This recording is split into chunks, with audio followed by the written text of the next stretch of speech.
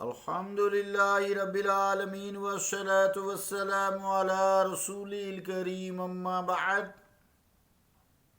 فاعوذ باللہ من الشیطان الرجیم بسم اللہ الرحمن الرحیم۔ عزیزان گرامی قدر، السلام علیکم ورحمۃ اللہ وبرکاتہ۔ حدیث پاک سماعت فرمائیں۔ روایت حضرت حذیفہ سے فرماتے ہیں کہ ہم لوگ جب حضور صلی اللہ علیہ وآلہ وسلم کے ساتھ کھانے میں حاضر ہوتے تو اپنا ہاتھ نہ لگاتے حتیٰ کہ رسول اللہ صلی اللہ علیہ وسلم پہلے اپنا ہاتھ رکھتے۔ ایک بار حضور علیہ الصلوۃ والسلام کے ساتھ کسی کھانے پر حاضر ہوئے تو ایک لڑکی آئی، گویا وہ دھکیلی جا رہی ہے، وہ اپنا ہاتھ کھانے میں لگانے لگی تو رسول اللہ صلی اللہ علیہ وسلم نے اس کا ہاتھ پکڑ لیا۔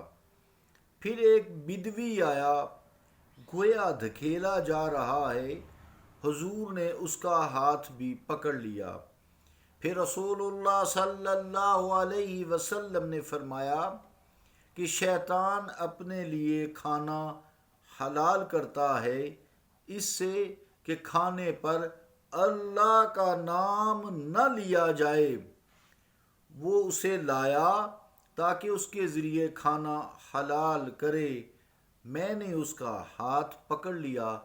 پھر اس بدوی کو لایا کہ کھانا حلال کرے، میں نے اس کا ہاتھ بھی پکڑ لیا۔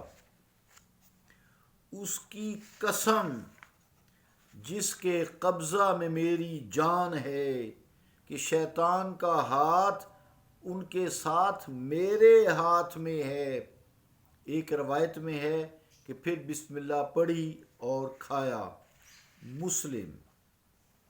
اللہ اور اس کے رسول کا قول سچا ہے۔ عزیزان گرامی قدر، اس حدیث پاک سے معلوم ہوا کہ جب کسی بزرگ کے ساتھ دسترخوان پر حاضر ہوں تو ان سے پہلے کھانا شروع نہیں کرنا چاہیے کہ اس میں بے ادبی کا پہلو ہے۔ یہ صورت میں ہے کہ سارے کھانے والے بالغ ہوں، ان میں ایک بزرگ ہو، باقی سارے خدام ہوں۔ لیکن اگر کھانے والے میں کوئی ناسمجھ بچہ بھی ہے تو وہ پہلے کھانا شروع کر سکتا ہے، بلکہ اس کے ہاتھ سب سے پہلے دھلائے جائیں، اور جب وہ کھانا کھا چکے تو سب سے آخر میں اس کے ہاتھ دھلائے جائیں، کیونکہ بچے آہستہ آہستہ کھاتے ہیں، دیر تک کھاتے رہتے ہیں، اور کھانا سامنے آنے پر یہ زیادہ صبر نہیں کر سکتے۔ حدیث پاک میں لفظ جاریہ یوز ہوا ہے، تو جاریہ سے مراد لونڈی نہیں بلکہ چھوٹی بچی ہے جو اتنی تیز دوڑتی آ رہی تھی جیسے کسی نے اسے اس طرف دھکا دے دیا ہو۔ دھکا کھا کر انسان بہت تیزی سے گرتا ہے، تو حضور کریم علیہ الصلوۃ والسلام نے پھر اس کا ہاتھ پکڑ لیا۔ تو حضرت حذیفہ فرماتے ہیں، یعنی ابھی ہم نے کھانے کو ہاتھ نہیں لگایا تھا، اس نے پہلے ہی ہاتھ کھانے پر ڈالنا چاہا بغیر بسم اللہ پڑھے ہوئے۔ در حقیقت اسے شیطان اتنی تیزی سے بھگائے ہوئے لا رہا تھا کہ یہ بغیر بسم اللہ پڑھے کھانا کھائے تو میں بھی اس کے ساتھ کھا لوں۔ اسی طرح بدوی کا بھی یہی حال تھا کہ ان حضرات سے پہلے ہی بغیر بسم اللہ پڑھے ہوئے ہاتھ ڈالنا چاہتے تھے۔ یہاں بھی شیطان کا دھوکہ تھا، یعنی اگر وہ بسم اللہ پڑھے ہوئے کھانا کھا لیں تو میں بھی اس کے ساتھ کھانا کھا لوں گا۔ تو اسی طرح اگر ایک جماعت میں ایک آدمی بھی بغیر بسم اللہ کھانے لگے تو شیطان اس کھانے میں شریک ہو جاتا ہے۔ تو سب کو بسم اللہ پڑھ کر کھاتے شیطان کو ساتھ کھانے کی جرت نہیں ہوتی، یعنی اگر کوئی شخص یا سارے جب سب بسم اللہ پڑھ لیتے ہیں تو پڑھنی چاہیے، سب مجمع میں اگر کھانا کھائے بہت سارے لوگ ہوں تو بسم اللہ ہر ایک کو پڑھنی چاہیے۔ اس طرح شیطان کی جرت ہی نہیں ہوتی کہ کھانے میں شامل ہو سکے۔ یہ شیطان پہلے بچی کو لایا، پھر بدوی کو لایا، آگے پیچھے دونوں کو لایا، تاکہ یہ جیسے ہی بسم اللہ پڑے بغیر کھانے میں ہاتھ ڈالیں گے میں بھی ان کے ذریعہ سے کھا لوں گا۔ اس سے یہ معلوم ہوا کہ وہ بچے جو بسم اللہ پڑھ کر پڑھ سکیں وہ ضرور بسم اللہ پڑھیں۔ کچھ بچے چھوٹے ہوتے ہیں بسم اللہ نہیں پڑھ سکتے، تو ماں باپ کہتے ہیں بسم اللہ الرحمن الرحیم پڑھ لیتے ہیں، تو اگر بسم اللہ جس کو پڑھنی آتی ہے وہ نہیں پڑھتا تو شیطان کھانے میں شریک ہوگا۔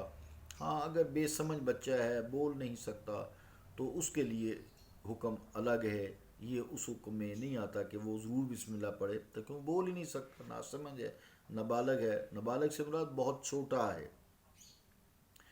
تو یوں دونوں میں سے کوئی بغیر بسم اللہ ہاتھ نہ ڈال سکے، شیطان دونوں کو بھگا کر لایا، ان کے دل میں وسوسہ ڈالا اور شیطان کو ہاتھ پکڑ لیا۔ آپ صلی اللہ علیہ وسلم نے شیطان کو موقع نہ ملے تاکہ شیطان کی کوشش بیکار جائے۔ یعنی یہ لڑکی اور بدوی اس سے مراد دونوں ہیں، یعنی ان دونوں کے ہاتھوں کو حضور کریم علیہ الصلوۃ والسلام نے ان ہاتھوں کے ساتھ شیطان کا ہاتھ بھی پکڑ لیا اور فرمایا ان دونوں کے ہاتھوں کے ساتھ شیطان کا بھی ہاتھ میرے ہاتھ میں ہے۔ اس سے ایک بات ہمیں یہ معلوم ہوتی ہے کہ جس کے ساتھ شیطان ہو یا جس پر شیطان ہو اس کو پکڑ لینے سے وہ شیطان بھی آٹومیٹک پکڑا جاتا ہے، جیسا کہ حدیث کے الفاظ سے ظاہر ہے۔ بعض عاملین کو دیکھا گیا ہے کہ وہ اس شخص کے بال یا ہاتھ پکڑ لیتے ہیں جس پر شیطان سوار ہو، اس سے خود شیطان قبضہ میں آ جاتا ہے۔ اس عمل کا ماخذ جو ہے یہ حدیث پاک ہو سکتی ہے۔ ان دونوں نے بھی بسم اللہ پڑھ کر کھایا اور دوسرے حضرات نے بھی بسم اللہ پڑھ کر کھایا۔ حضرات صوفیہ چشتیہ لوگ جو ہیں جو قوالی سنتے ہیں، وہ ان کا ایک قول ہے، وہ کہتے ہیں، فرماتے ہیں کہ قول جو ہے یعنی قوالی جو ہے وہ اہل کے لیے تو حلال ہے، جو قوالی کو سمجھتے ہیں، اس کے رموز کو سمجھتے ہیں، ان کے لیے حلال ہے، لیکن اگر کوئی نااہل ہے تو اس کے لیے حرام ہے، اور سارے وہ اگر شامل ہو جائے تو سارے مجمع اس نااہل کی وجہ سے ان پر حرام ہو جاتی ہے، ممنوع ہو جاتی ہے، کیونکہ ایک نااہل کی شرکت سے شیطان شریک ہو جاتا ہے اور وہ شیطانی کام بن جاتا ہے قوالی والا۔ اس کا قول کا ماخذ بھی یہی حدیث پاک ہے۔ اگر کھانے والوں کی جماعت میں ایک شخص بغیر بسم اللہ شریک ہو جائے تو شیطان بھی شریک ہو جاتا ہے۔ اس لیے ہم سب کو چاہیے، بچوں کو بھی سکھانا چاہیے کہ کھانا کھانے سے پہلے بسم اللہ الرحمن الرحیم ضرور پڑھ لی جائے تاکہ شیطان ہمارے کھانے میں شامل نہ ہو سکے۔ صلی اللہ تعالیٰ علی رسول خیر خلقہ محمد وعلی آلہ واصحابہ اجمعین برحمتک یا ارحم الراحمین۔